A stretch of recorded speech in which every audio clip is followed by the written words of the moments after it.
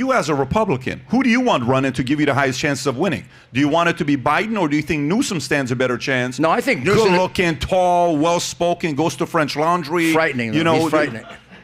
I think Newsom would be... It's hard to see. This is so ridiculous, analyzing who's easier to beat, because usually the person you think is easier to beat is the person who beats you. The examples like Reagan and Trump, and there are probably others that I can think of.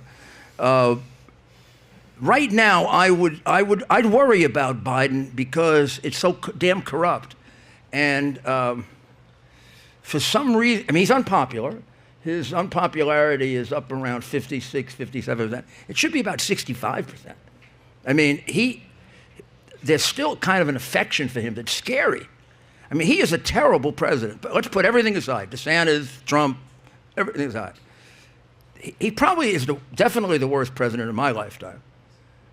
He may be the worst president ever. I'm trying to think of a president that hurt this country more than him in a short period of time. Got people killed because of his incompetence, like Afghanistan. Those people wouldn't have just been Trump who would have said no to taking out the troops before almost any sane person would do that.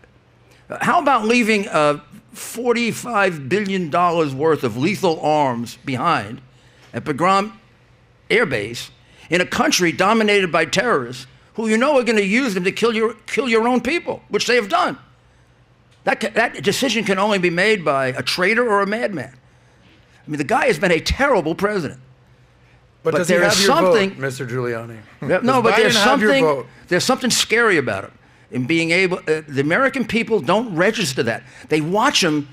3 weeks ago, 4 weeks ago, he told the story about giving his uncle the Congressional Medal of Honor.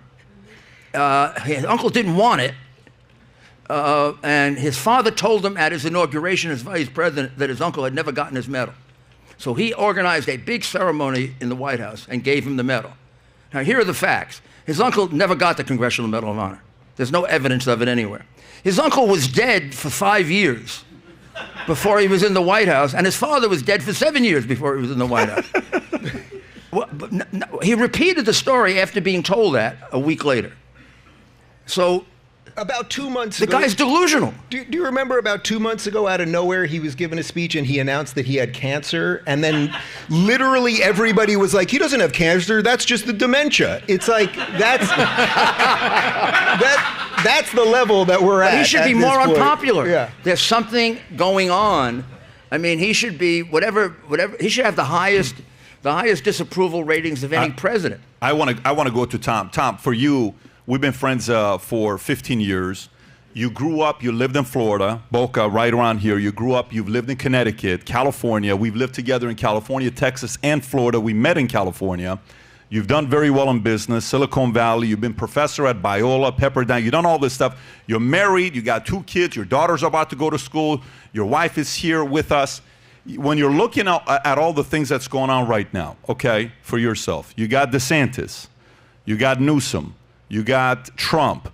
I want you to speak from the paranoid side, because you got a paranoid side as a business person, because we have to be, or else you'll go out of business. From the paranoid side, what's keeping you up at night saying, this is my concern. If XYZ happens, we could be in the same situation as we were 2.5 years ago. What are you thinking? Well, I feel like I'm watching, Japanese kabuki theater play out, with the media and the things that they're bouncing right now. It says, I look at it and I say, wow, isn't it sort of coincidental that a very well-versed research group drops 500 pages of Oppo research on the very day that the indictment is finally dropped by a man convinced by the Democratic Party to become a kamikaze pilot, which is Bragg. And I think that's basically what's happened to his job. I think he's just basically taking one for the team. They promised him a book deal, and that's what's going to be right. You're going to be out of office, you get a book deal, just like the press secretaries do. Or you'll get a show on MSNBC, you're all going to be good. I look at it and I say, wait a minute, what's going on that we see here, down below here, this is a pretty skillful game that's being played. And it bothers me. And what it bothers me is that we've lost the ability to rationally debate one another over core issues, but protect the soil that we're standing on that allows us to have free speech and have that debate. That's my concern. And what keeps me up at night is like, you're arguing on a podium that may be on fire, and you're both going to fall through if you follow the metaphor. Of course. And I'm like, be careful what you wish for. And I've had a lot of liberal friends in California. We got along well. We worked at the same companies. For 5 years, I had, a gay boss. I didn't care. Was he a good boss or not? And we all got along. There was no animus on, oh, you're this, you're this. There wasn't like this dividing line. Like I feel like today, if I flip back the clock to be 30 years old again and had the same situation, would there be this different vibe that's going on between people? And I think there would be, and I think it's terrible. And what keeps me up at night is that I look at my girls and I say, what platform is there going to be tomorrow to have rational discussions with people about things that matter? And I think we need to have like a strong leader rise up to be the president who can basically pull people together, but do it from a position of strength, from a position of poise, from a position of leadership. I mean, one of the greatest, compliments people gave Reagan, and I go back on this, is when they said, other countries, remember when they said, he's crazy?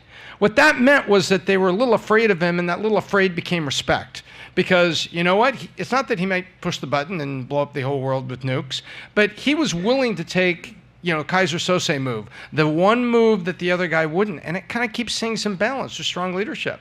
So what keeps me up is waiting for strong leadership to emerge and waiting for America to come back. Do you think there's a chance that Biden or Newsom gets in the White House in 2024? Like, is there a concern that one of those two could be in the White House in 2024? Yeah, my concern is that what they're doing here is inflaming a wing of the GOP to give Trump enough juice to win the primary, because I think that they are scared spitless of a moderate candidate with potential like DeSantis. Got it. I think they're terrified of that. How many guys feel that way, by the way? How many guys feel the way he's saying right now? Really?